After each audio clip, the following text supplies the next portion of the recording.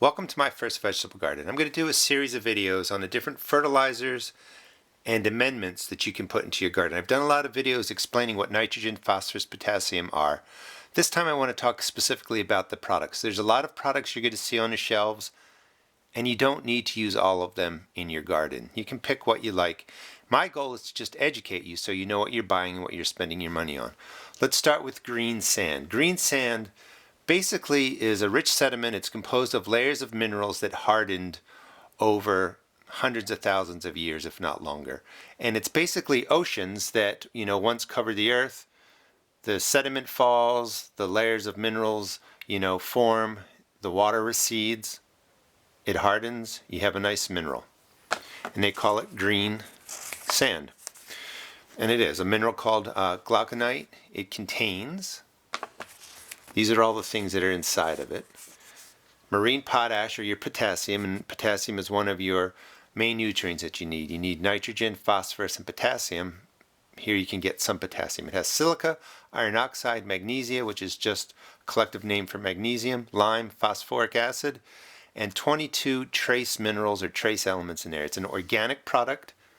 This is what it looks like. If you look in there, you see different, it's mostly green, but you see different things in there. And that's because it's just layers of sediment that have, hardened over hundreds of thousands of years. So when you go and mine this, it's always a green color.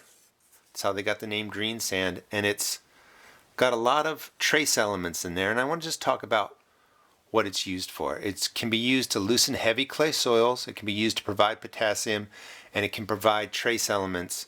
These are sometimes they call them microelements. The macro elements are nitrogen, phosphorus, potassium. Then you have sulfur, magnesium. What is the other one? I believe it's calcium. And then you have microelements or trace elements. Now when you're, growing your garden out in your earth beds, right in the ground, you have a lot of this stuff. So, I want you to understand the price, one, of what these products cost, and two, just think about, do you personally want to use them? Do you feel you need them?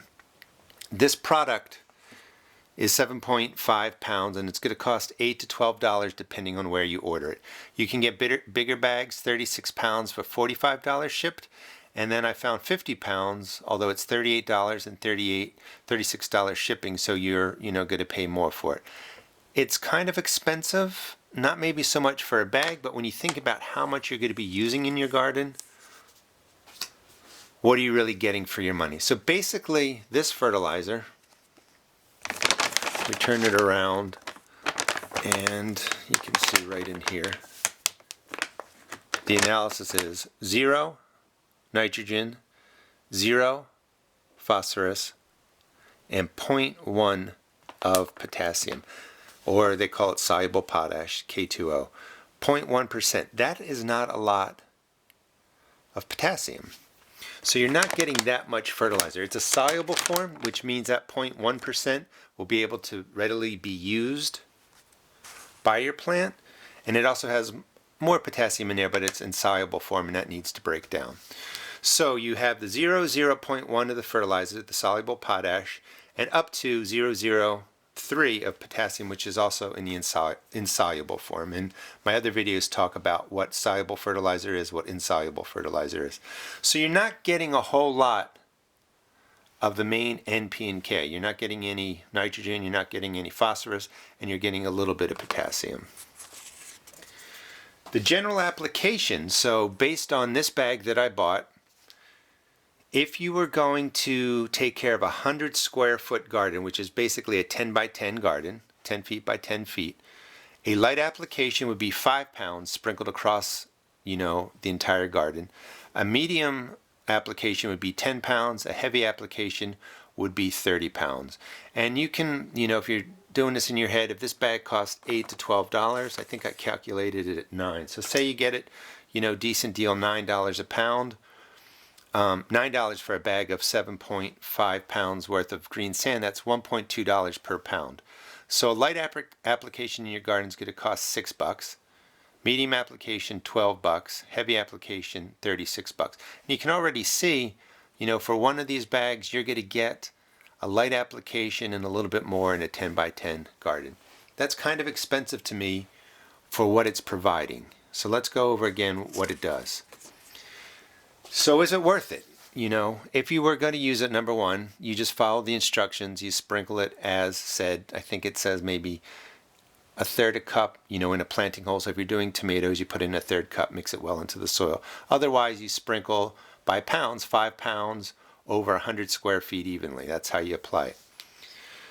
So is it worth it? To loosen heavy clay soils? No, it's too expensive. There's other ways to loosen heavy clay soils or improve your soil, and that's really just using compost. You can make that on your own. It's the best way to improve it. I would not spend money on Greensand to loosen heavy clay soils.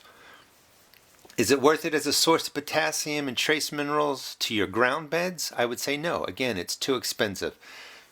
If you really love it and you want to use it, certainly go ahead. I just want you to realize the cost that you're paying and for what it provides isn't that great. If I were going to use it in the earth beds, like when I would plant a pepper plant or a tomato plant or a watermelon plant, I would just use, you know, the third cup as it recommends right in a planting hole. I wouldn't scatter this all over your garden. It's just too expensive to do it that way.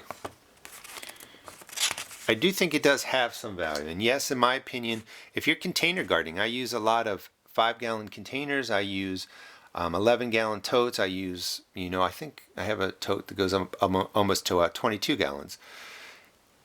Because that soil that I use in my containers is basically peat moss and, you know, cheap dirt, it really doesn't have a lot of trace elements. So for containers, I would think this would be great. I could use it, you know, specifically targeted right for the container. I don't have to use as much as spreading it over a whole garden. So I get to add in, you know, the 22 trace elements it has, and I also am putting in some potassium. So yes, I would use it for my containers. Ultimately, it comes down to you. If you like it, go ahead and use it. I just want to, you know, say that Greensand is not essential for you to grow organic vegetables. If you decide to be an organic gardener, it's not essential for you to have healthy vegetables. If you are a mix of organic and chemical gardener, you just don't need it. This is something that is available. It's cool. I've used it. I probably will still use it in my containers this year. I like adding things, but it's not necessary. So if you're going to buy Greensand, know what you're using it for and try and get a really good price, but don't feel compelled to go out and spend, you know, $8 to $12 for a bag of this or more and cover your entire garden. Use it specifically. Use it for what you might want to use it for.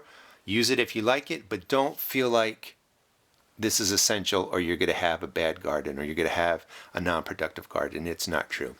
Hope you enjoyed the video and it gives you some ideas of what Greensand is, how you would use it, how much you need to pay for it, and is it really essential to your gardening. Please check out my blog at www.therustedgarden.blogspot.com and also check out my YouTube videos. Thanks.